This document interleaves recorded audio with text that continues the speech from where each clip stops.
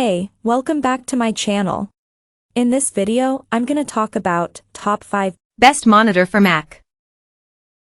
Starting at number 5. ASUS ProArt display.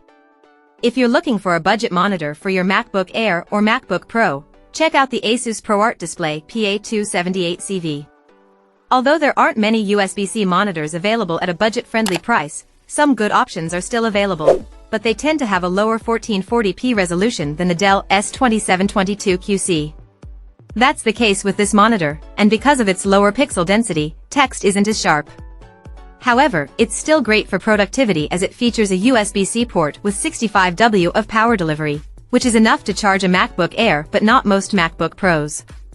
This monitor has incredible ergonomics, making it very easy to adjust to an ideal position. It's designed with content creators in mind, as it has an extremely accurate sRGB mode, so you won't have to calibrate it if you work in that color space.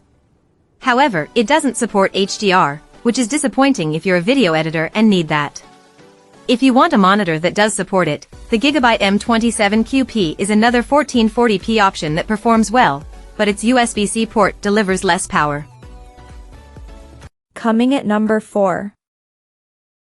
Dell S2722QC27. If you want something simpler and don't want to spend a ton of money on the Dell U2723QE, the Dell S2722QC is a great choice to get as a lower mid-range monitor, and it often goes on sale. It's a lower-end model than the U2723QE, so it has a smaller USB hub and only one USB-C port supporting 65W of power delivery. While this isn't enough power for MacBook Pros, it can still charge your MacBook Air while you're using it, and it has two USB-A ports if you want to charge other devices. It works well with macOS, but there are some reports online of people experiencing flicker with M1 Macs, which could get distracting if you experience this issue. Besides that, the high 4K resolution helps deliver crisp images, and the monitor has decent accuracy before calibration if you want to use it for casual photo editing. However, it doesn't have an sRGB mode like the U2723QE, so some colors look oversaturated in that color space. It also gets bright and has even better reflection handling than the U2723QE, so it's a great choice if you want to use it in a well-lit room. At number 3. Dell UltraSharp. If you don't like ultra-wide displays or simply prefer something cheaper, check out the Dell U2723QE. With a much smaller screen than the LG 40WP95CW, it isn't as good for multitasking, but you still get the same sharp text clarity thanks to its high pixel density. It has many features, like a massive USB hub with 3 USB-C ports.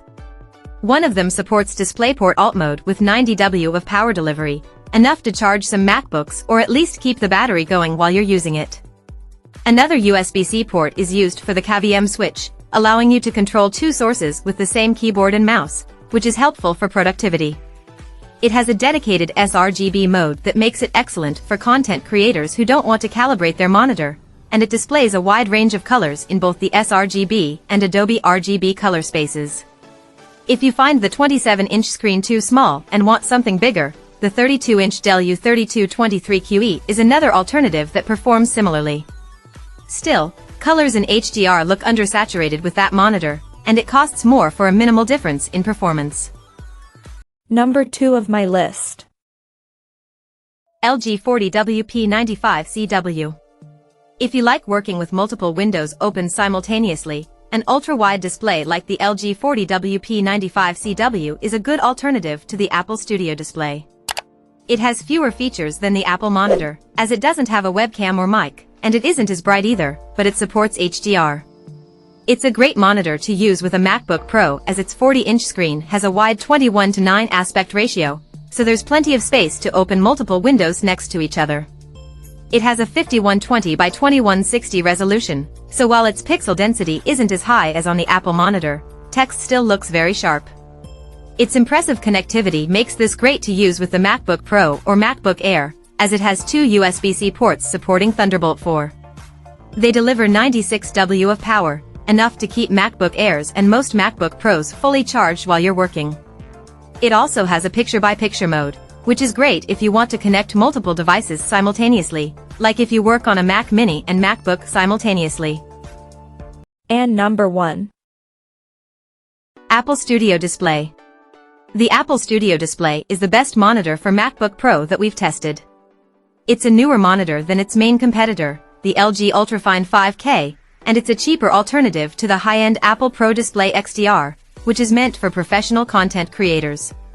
While the Studio Display has fewer features than the Pro Display XDR, like the lack of HDR, it's still a great monitor.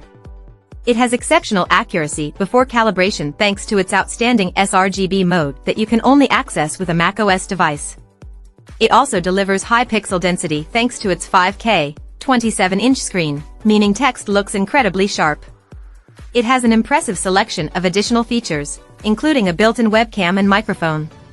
It also includes 4 USB-C ports, but only one of them supports Thunderbolt 3 to connect your laptop. Lastly, you can get it in different variants, as you can get the standard fixed stand, a height-adjustable stand, or one without a stand if you want to mount it. You can also choose between a glossy or matte screen finish, and you won't have issues in a bright room no matter the screen finish you choose because it also gets bright. Check out this video description for latest price and more informations. Thank you for watching this video.